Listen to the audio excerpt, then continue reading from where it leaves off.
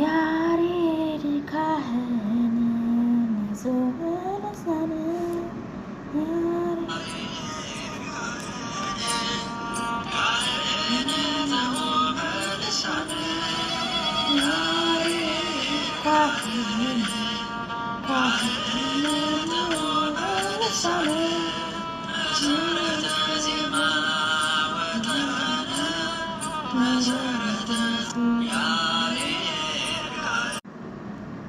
ራስ ዳሽን ተራራ ላይ ድጓውን አስተማረ።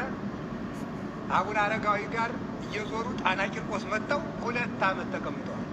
ቅዱስ ያሬድ ድጓ እያስተማረ 2 ዓመት ከአቡነ አረጋዊ ጋር ጣና ቂርቆስ ተቀምጧል። ርዕሰ ገዳማቱ አድባራት ጣና ቅዱስ ቂርቆስ። ከዚህ ወጥተው ደግሞ ቤተልሔም ሂዷል።